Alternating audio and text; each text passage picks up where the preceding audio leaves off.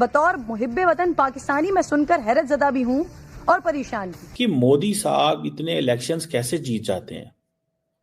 अब महाराष्ट्र और झारखंड के अंदर जो इलेक्शंस हो रहे थे उसमें महाराष्ट्र में तो उनका जो महायुति जो अलायंस था वो दोबारा जीत गया है। और आपको पता है Maharashtra is very important state. जो मोदी की जीतने की वजह है वो बेसिकली ये कि उसका कॉन्सेप्ट ऑफ हिंदुत्व जो है, ठीक है, वो बेसिकली हिंदुइज्म को बहुत प्रमोट कर रहा है। दूसरा ये कि दूसरे रिलीजन्स के साथ वो हेट बहुत ज्यादा डाल रहा है। कि मोदी बुनियादी तौर पे आरएसएस की पैदावार है और बीजेपी एक चेहरा है सामने।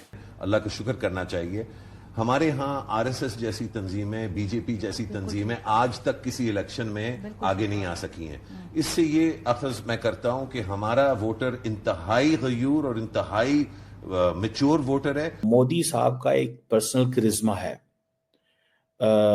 लोगों को किसी को बुरा लगता है, किसी को अच्छा लगता है। पाकिस्तान और भारत के ताल्लुकात के हवाले से आप क्या समझते हैं? जब तक मोदी है जैस्मिन कुछ नहीं होने वाला है। जब तक मोदी है सिर्फ बदतर होने वाला है। वन ऑफ द पॉपुलैरिटी की एक जो रीज़न है स्पेशली मोदी साहब की, एक स्ट्रांग माइंड है वो जी, वो एक सुना सकते हैं। उन्होंने जहाज़ भी भेज दिए थे, उन्होंने बम्बार्डमेंट भी कर ली थी, वो पाकिस्तान को तड़ी भी लगा सकते हैं, बाजू भी मरोड़ सकते हैं। मोस्ट इम्पॉर्टेंट पॉइंट है ना वो डेवलपमेंट का नैरेटिव है, क्योंकि इंफ्रास्ट्रक्चर डेवलपमेंट की बात होती है, वेलफेयर स्कीम्स की बात होती है, इकोनॉमिक ग्रोथ की बात होती है।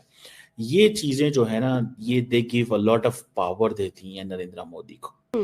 देखिए इकोनॉमी इनकी जरूर बेहतर हुई है, there are lot of reasons for that. हाँ, इनमें इन्वेस्टमेंट आ रहा है। आप समझते हैं कि हमारी इकोनॉमी भी बेहतर नहीं हो सकती थी अगर उधर गुड इकोनॉमिक लीडरशिप हमारे पे होता? बिल्कुल हो हम सकती तो है। देखें हम किस किस्म हो सकती है, होगी इंशाल्लाह। दोस्तों एक क्वेश्चन है कि मोदी साहब इतने इलेक्शंस कैसे जीत जाते हैं।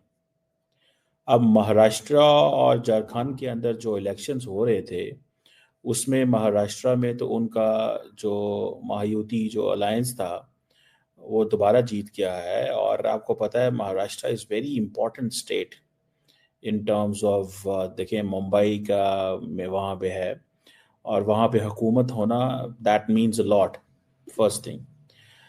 सेकंड थिंग ये है कि आप अगर देखें कि over the period of time Narendra Modi का ने जो एक थेरी होती थी इनकम्बेंसी फैक्टर, उसको ख़त्म कर दिया कि मतलब एक दफ़ा आप हुकूमत में आए हैं लेकिन आप फिर पावर में आ जाते हैं दोबारा। इतना मुश्किल काम है। अब जो मिलियंस ने वोट डाले हैं वहाँ पे, ठीक है, और आपको पता है ये इंडिया की वेल्थीएस्ट स्टेट कंसिडर की जाती है फाइनेंशियल टर्म्स में, एंटरटेनमेंट में,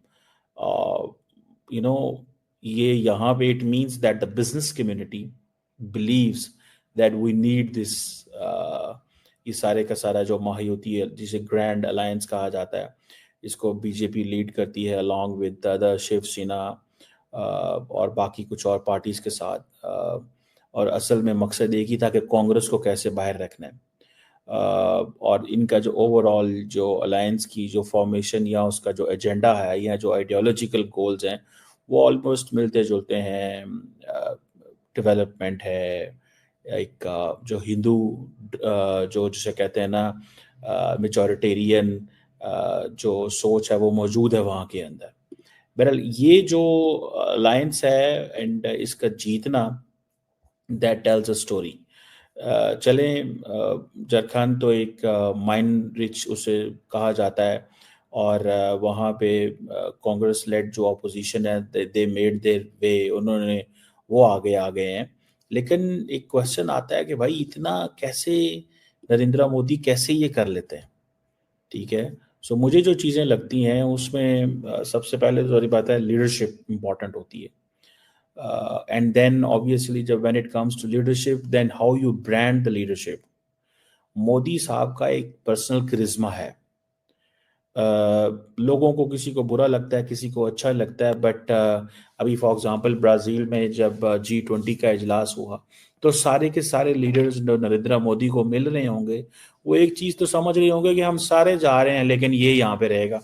जो अगली G20 होगी उसमें भी नरेंद्र मोदी होगा, जो 26 वाली G20 में भी होगा, 2027 की G20 में भी होगा, 28 की में भी होगा, 29 में शायद दोबारा इलेक्शंस हैं इंडिया के अंदर। सो अगले 4 साल 4-5 G20 के अंदर पूरी दुनिया की लीडरशिप ट्रांसफॉर्म होगी स्टार्टिंग फ्रॉम 2014।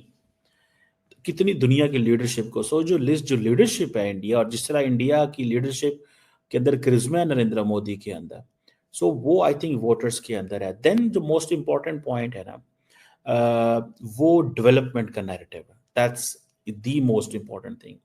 क्योंकि इंफ्रास्ट्रक्चर डेवलपमेंट की बात होती है, वेलफेयर स्कीम्स की बात होती है, इकोनॉमिक ग्रोथ की बात होती है, ये चीजें जो है ना, ये they give a lot of power देती हैं नरेंद्र मोदी को।